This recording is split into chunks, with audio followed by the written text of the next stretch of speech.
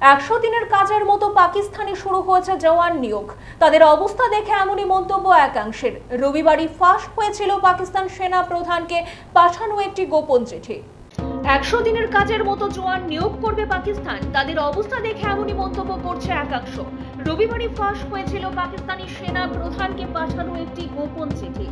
সেখানে সেনার হাত খরচ থেকে খাদ্য এমনকি অস্ত্র ভান্ডারেও ঘাটতি রয়েছে বলে সেনা প্রধানকে সেই চিঠিতে জানিয়েছিলেন এক সেনাকর্তা। এবার বেলা বাড়তেই ফাঁস আরো এক চিঠি। দিন কতক আগে পরপর ইস্তফা দিয়েছিল পাকিস্তানের 1200 রেঞ্জার, যার জেরে দিশেহারা দশা সে দেশের সেনাবাহিনীর অন্তরে। যেভাবে ভারতের সঙ্গে সম্পর্ক বিষিয়ে যাচ্ছে, রীতে বিপরীত হবে।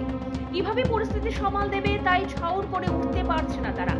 সেনার এই ঘাটতি মেটাতে লেফটেন্যান্ট জেনারেল ওমর বোখারিকে নতুন নিয়োগের নির্দেশ ট্রাইবেল ফাইটার নিয়োগ শীর্ষকে একটি চিঠি পাঠালেন director general military operations Kashif Abdullah. তবে এই নিয়োগ কিন্তু স্বাভাবিকের থেকে একটু আলাদা।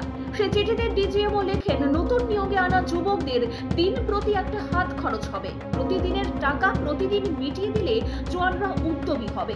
একে জওয়ান পাওয়া যাচ্ছে না, কেউ কাজ করতে চাইছে না, তাই দ্রুত এলাকার যুবকদের সেনার কাজে ঢুকিয়ে দেওয়া হোক। টাকা নিয়ে ভাবতে হবে না। বর্তমান পরিস্থিতিতে এলাকার আদিবাসী যুবকদের যদি নিয়োগ না করা হয়, তাহলে যুদ্ধ বেঁধে গেলে সামাল দিতে পারা যাবে না। ভারতীয় সীমান্তের পাখতুনখোয়া সহ পার্বত্য অংশের সীমান্তের দায়িত্বে থাকা একাধিক ফ্রন্টিয়ার থেকে একাধিক সেনা জওয়ান ইস্তফা দিয়েছে। সেই কারণেই এবার স্থানীয় অঞ্চল থেকে লোক টানতে চাইছে তারা। চিঠিতে আরো বলা হয়েছে, এই নিয়োগ আসলে চুক্তি ভিত্তিক, কোনো স্থায়ী পত্র পাওয়া যাবে না। একেবারে মুজাহিদিন নিয়োগ প্রক্রিয়াতে তাদের নিয়োগ হবে।